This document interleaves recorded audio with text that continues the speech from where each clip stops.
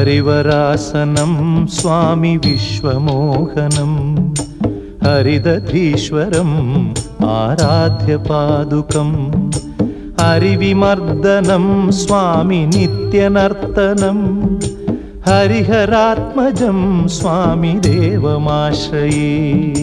शरणमय्यप्पा स्वामी शरणमय्यप्पा शरणमय्यप्पा स्वामी शरणमय्यप्पा।